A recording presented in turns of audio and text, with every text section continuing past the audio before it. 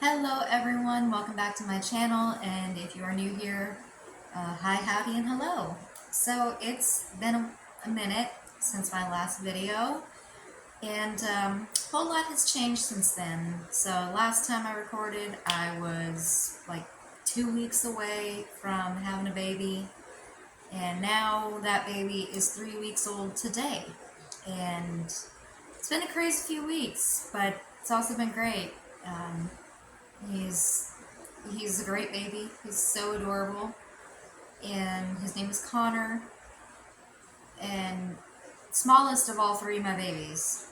He was only 6 pounds 4 ounces when he was born, and which was funny because that's exactly how much I weighed when I was born. But so far, I mean, it's been pretty normal as far as having a newborn goes. Yeah, he wakes up throughout the night, but it's not a whole lot. He doesn't cry too much. He wakes up every 2 to 3 hours to eat, get changed, and goes right back to sleep. So it's been, you know, it's actually been pretty relaxing as far as having newborns go. Um, my husband just went back to work last week. He was able to take 2 weeks off for paternity leave, which, I actually considering like a blessing because there's a lot of places that don't give that much time off for dads, and some places don't give any time off for dads. You have to use like your own personal time. So I'm really grateful that he got to have that time, and he's been such a good dad. And this is his first like newborn experience, so he's not doing too bad for a new dad. Pretty proud of him. And so I'm on maternity leave now. I've got 8 weeks, so I'll be going back on September 12th. And I'll be going back to work in graveyard shift. I haven't done that since 2018. And I did that for 6.5 years. And I never thought I'd go back to it. And I honestly never thought I'd be looking forward to going back to it. But I'm only going to be part-time. I'm only going to be working like 3 nights a week. I mean, I've been part-time the last 2 years or so. But, yeah. I am looking forward to not having to deal with like all the daytime drama. And, yeah. Just going in a few nights a week, doing my job, leaving, and then have the whole day to be there for my kids. I also found, especially with my 8-year-old who has autism, there were a lot of days that I would have to leave work early or take off of work because I had to go pick him up from school for whatever reason, or there were some days that he was just, he would have a total meltdown, so he didn't really want to go to school, and like I couldn't even get him into the building. And I would have to take off work for that. And, it's really tough to do, especially when you work for a company that has like a strict attendance policy. And if you leave work early too many times or miss work too many times, you lose your job eventually. And, as tough as it is to work graveyard and like try to find time in the day to sleep and also take care of kids, at least I know that if need be, I am available to pick my kids up if they need it. So, and the last time I worked on graveyard, I was working full time. I was working like 5 to 10 hours of overtime a week for years. And still finding time to take care of 2 kids during the day. So I think I'll be able to manage 3 nights a week, no overtime. I know what time I'll be leaving work every night. One of the benefits of part-time, since, we don't get actual benefits, you know what I'm saying? But anyway, enough complaining about work and things that nobody wants to talk about. I need to talk about like going from, I mean, every time you have a baby, obviously it's a big life change. I mean, especially your first one. And you're just like, you're figuring everything out as you go. Especially for me, because, I'm an only child, and I had my first baby when I was 19 years old. I had no idea what I was doing. I didn't have anybody to like teach me. I didn't have any I didn't have any siblings to look after or siblings to look after me. I only looked out for me. And,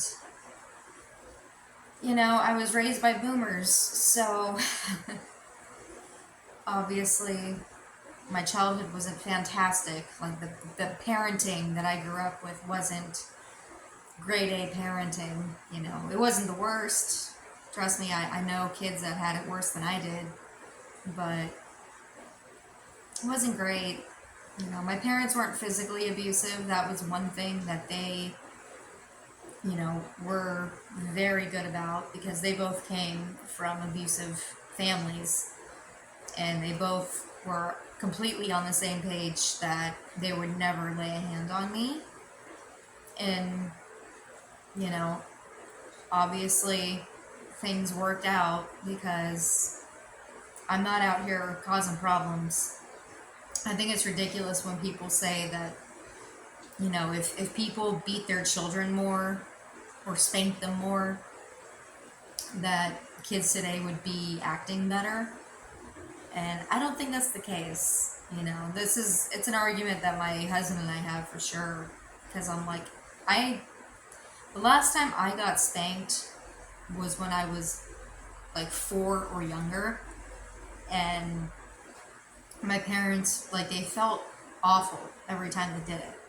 It didn't happen a lot, but they both decided, okay, we don't want to do this anymore either.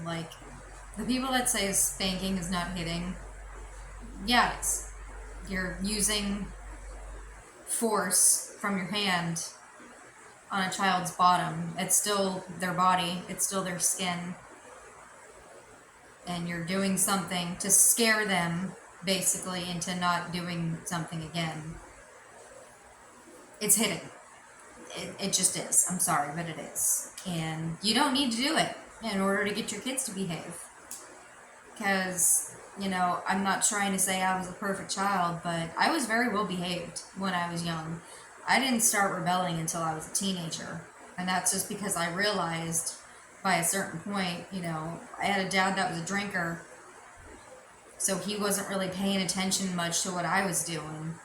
I was a daddy's girl, only child. I was spoiled. I took advantage of my dad, and my mom, after her and my dad split up, they kind of, she became more of a friend than a parent. And anytime she did try to, actually parent me, I did not take her seriously at all. And,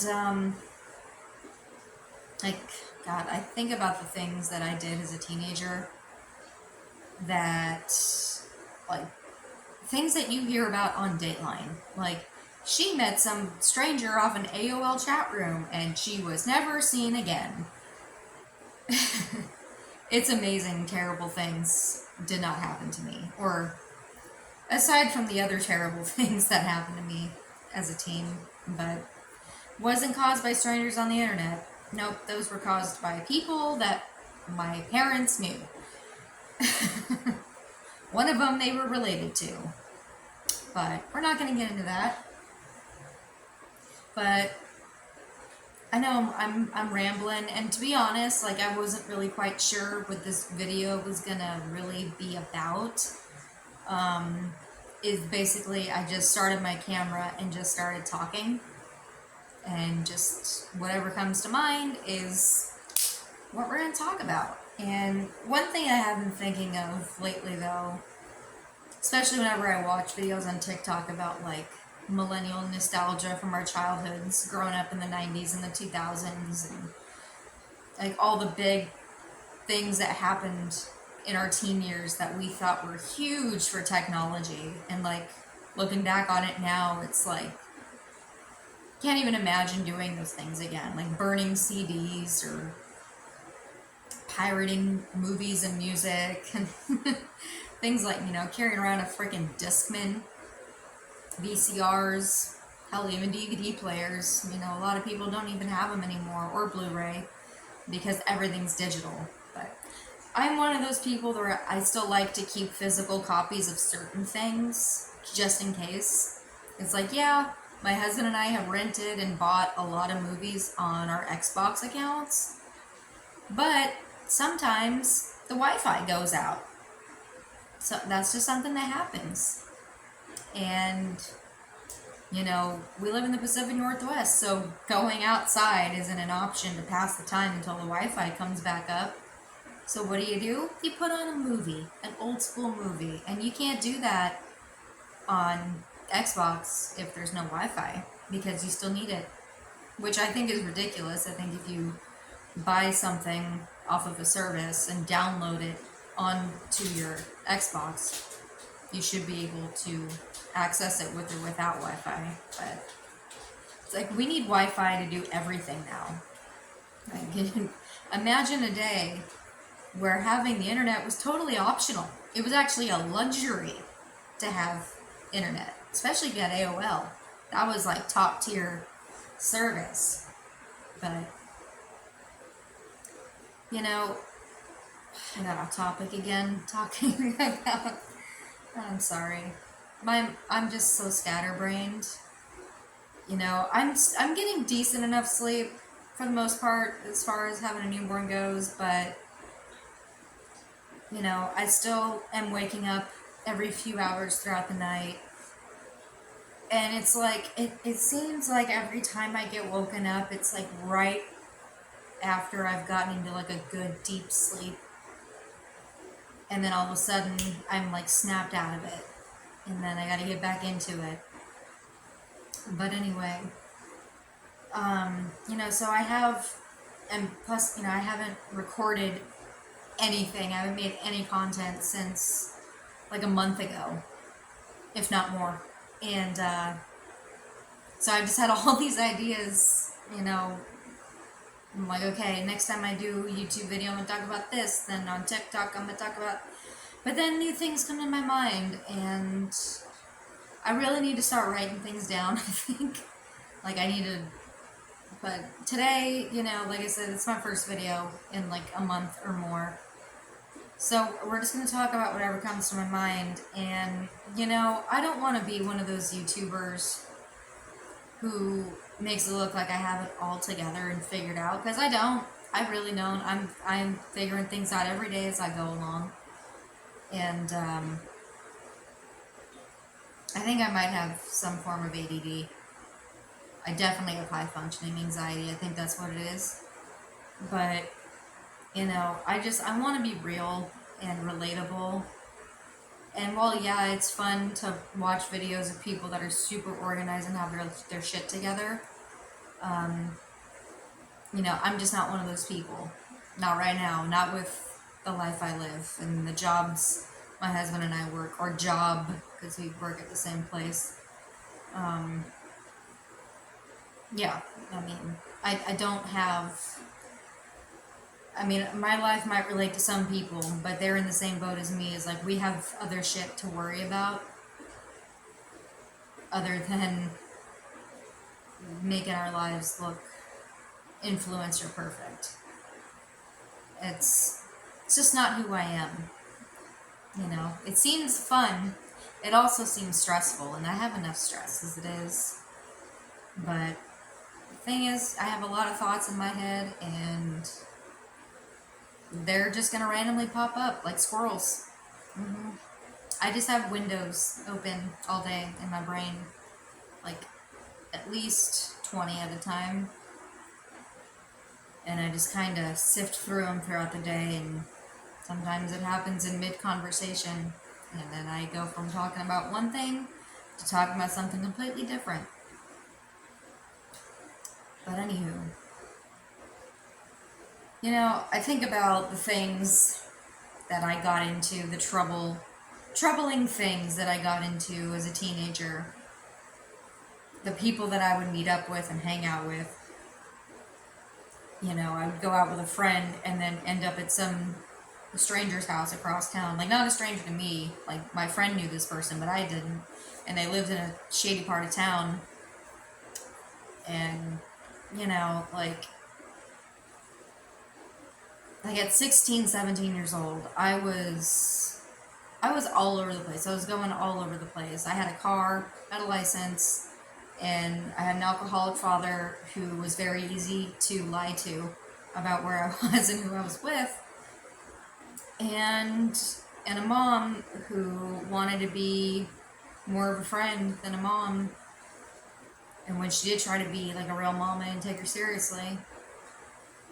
And my oldest son is 14. He's going to be starting high school next month. And the thought of him putting himself in the situations I put myself in literally terrifies me. It really scares me. Like I said, it's amazing that I never had something really terrible happen to me. I would meet strange boys in AOL chat rooms and invite them to my house when my dad was sleeping. And amazingly, all of them were exactly the ages they said they were. Still too old for me, to be quite honest, but they weren't in, their 40s. They weren't lying about who they were. None of them ever got super inappropriate with me. I had relationships start in AOL chat rooms. My first, real love of my life, I guess, when I was 16, I met on AOL. We talked for, over a year online and on the phone and stuff before we met in person. So it's not like we just started chatting and then met each other. I did that with a lot of other people, but, And I think it's a lot more scary now just because of all the access that kids have now with the internet. I mean, they walk around with the internet in their pockets. We give them smartphones in middle school. Now, I got my first cell phone at the very end of my freshman year in 2004, and it was a flip phone, and if I accessed the internet on it, my dad would get charged a ridiculous amount of money. I had a limit on my text messaging every month, a limit on minutes. I had to wait till after 9 to have my long phone conversations because back then I enjoyed talking on the phone. Yeah. And that's another thing is what happened that made us so antisocial? Because I know when I was in high school, I was such a social butterfly. I was out doing things every day, going to the mall, going to the movies, going out to eat, hanging out in random parking lots, going to people's houses and apartments, partying every weekend. I was nonstop. There was rarely a time where I would be at home all day long and would not go to one single place at all. I loved driving. I mean, I do still like to drive, but I like to be alone when I drive, and it's very rare that that happens. So I take advantage of it when I can. But, and now a lot of us were the idea of answering a phone call is so dreadful for us. You know what I mean? And even if it's somebody we know, even if it's our friends, it's one thing when a telemarketer is calling you or a bill collector or whatever. But when you clearly see a friend of yours, somebody you like, calling you, you still don't want to answer. Right? And it's what happened? We were the generation that would stay up all night on the phone with a crush until the freaking sun came up. Most of the time not even talking. Just listening to each other breathe. Like, oh, what are you doing now? Oh, now I'm doing this. Like that was our influencing back in the day, is just being on the phone with one person telling them how you're living your life. Now you're showcasing it to the world, but then you don't want to have an actual social life. I don't know, we're weird. Like, honestly, even in my 20s, I still enjoyed hanging out with friends and partying every weekend and going places. Now it's like, even just the thought of going to the river, even on a day where it's super hot and I'm dying of heat exhaustion, just the idea of driving to the river and dealing with parking and other people and trying to find a good place to set up. Like, by the time you actually get into the river, like, you want to leave in an hour. So it's like, what was even the point of driving all the way out here? I don't know. It's like, after I hit 30, man, like, all I ever want to do is just stay at home and do my own thing. But then, like, I want to have a social life too, and I do want to go out and do things. I don't know. It's a vicious cycle. Like, I go through periods where I'm like, I want to do all the things, and then I go through periods where I don't want to do a damn thing. So, I don't know.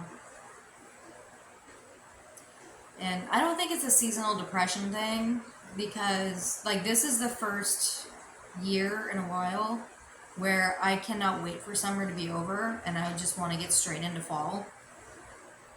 I don't know, maybe that's just because of the fact that I just had a baby, and, like, I know that I'm not going to be going out and doing anything summery in this year, just because I'm more concentrated on taking care of my newborn, and, like, my body's still healing. I had a C-section, so, you know, I have to wait for my incision to heal up before I can even submerge myself in water. Like, I can't even take a bubble bath yet, let alone go into a river that's filled with who knows what kind of bacteria. You know, not even a pool, because the chlorine could be bad, or, you know, pH levels are off because kids are peeing in there. So it's like, I just want to kind of get summer over with, because by the time fall rolls around, I'll be completely healed up. You know, I'm feeling a lot better than I was 3 weeks ago, even 2 weeks ago. Because that first week after a C-section is no fun. Anybody who has a C-section can back me up on this, especially if you've had multiple C-sections. Each one gets a little tougher than the last. Actually, that's not true. My first one, still to this day, worst C-section ever, just because it was an emergency one after going through 4 hours of very active labor. So my abdominals were, they were crying. They were in pain for a while. My second C-section, super easy, super quick healing too. Then again, I was 25 when I had my second one. And, like, not even 2 weeks later, I was already driving. We moved because we were going through the home buying process, like, while I was still pregnant. Like, that's when we started looking. We found a house, and it took forever to get everything finished, because the person that was selling the house had to, like, make certain repairs or replace certain things before we could qualify for the FHA loan. You know, we had to get a new furnace, new water heater, the roof had to be replaced, the wood panel siding had to be replaced and repainted. So, you know, we closed, not closed, but, like, our offer for this house was accepted in February, and by the time everything was finished up, closed, it was April, middle of April.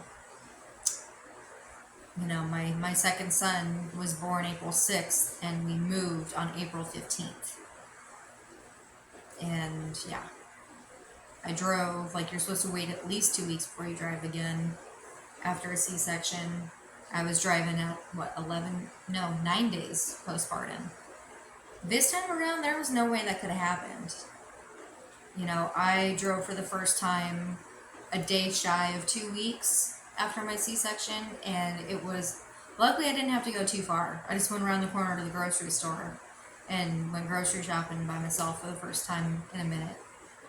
And yeah,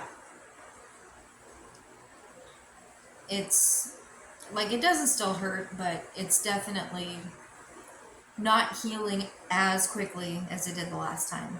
But I think that's just normal. With the more C-sections you have, your recovery time gets a little longer, especially with age too. Because now I'm 34. Last time I had a baby, I was 25. So, yeah. Anyways, what was I talking about? Let's see, this is... I really just need to pick one thing to talk about in a video. I didn't plan this well. But, yeah. Oh, yeah, that's what I was talking about. Seasonal stuff. Normally, summertime is my jam. You know, my birthday's in July. I'm a super big water baby. I love to swim. I love being out in the sunshine. I love the heat. This year, not so much. You know, I was pregnant and huge during the hottest point of summer. Not fun at all. And, yeah, and now I'm recovering from a C-section, so I can't really do too many things. I can't really go swimming, or, you know, I can go hang out next to a river, but then I'm just like, well, I want to get in the river. I'm hot, but I can't. So I'm just looking forward to getting to fall, and like I cannot wait for Halloween season this year. I have already gone on the Carter's website and looked at all the cute like Halloween baby clothes and the things that I have that have caught my eye for my baby. I cannot wait to get these things for him. I cannot wait to take him to a pumpkin patch and put a little pumpkin outfit on him and sit him on top of a pumpkin and take a picture. Like, I can't stop thinking about these things. Like, I've been ready for Halloween for like the last month and a half.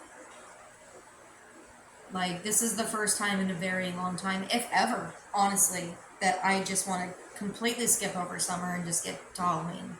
Like, I'm ready for it. You know, and it's crazy.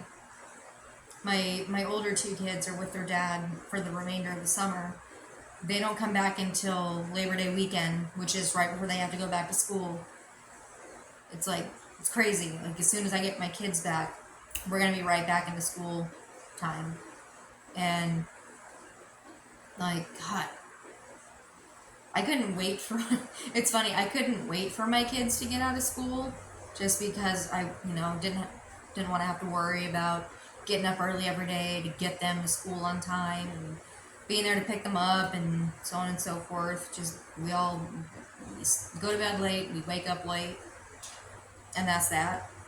And now, like, I'm looking forward to getting them back to school, which doesn't sound good, but, you know, I have a newborn, and as much as I miss my older two, it is also cool that they're with their dad during this time, because I'm just so exhausted and frazzled and brain fried from taking care of, you know, this one little baby, because I'm also healing and, you know, my body's gone through some things in the last month.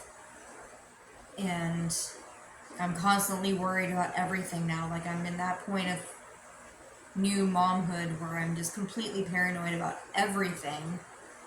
And so it's nice to only have one kid to focus on right now. So I am grateful for that. I love my sons. I miss them. But this is a good time for me to have a break from them. And that is one nice thing about co-parenting and not being with those kids' dad anymore, is I get my time, you know. Used to be to myself, but now we have a new baby, so I can focus on him, and then it's a back and forth thing. This video is already going on 30 minutes. I should probably stop rambling, and my baby's probably going to wake up from a nap soon to eat, because it's almost that time. So I'm going to stop rambling. I'm sorry that I don't have an actual theme for this video. So we're just going to call this what it is. This is just a random chit chat video, just getting caught up on life, I guess, and just showing everybody the real side of motherhood. You're frazzled and scatterbrained, and you're like the squirrel from over the hedge. Just you see something and you completely forget what you were just talking about. You go into some other tangent. So this is me. I'm real. I'm tired. I'm a mess. And I hope I can bring some value of entertainment to you and that you can relate. Because that's all, I think that's what matters the most in this influencer world that we're living in, is people need to be more relatable. Don't make it look like you have all your shit figured out when you're constantly stressed or dealing with anxiety or whatever. Because, I mean, unless you have no kids, you might be okay. But for the people out there that have like 4 kids and they're like, look how organized I am. Like, let's calm it down. Like, it's cool to try and have some organization, but you can't perfectly time out everything in your day. Okay, I'm gonna stop talking. Gonna sign off now. So, thank you for coming back, or if this is your first time, thank you for checking me out at all, and I hope to see y'all back. Bye, guys.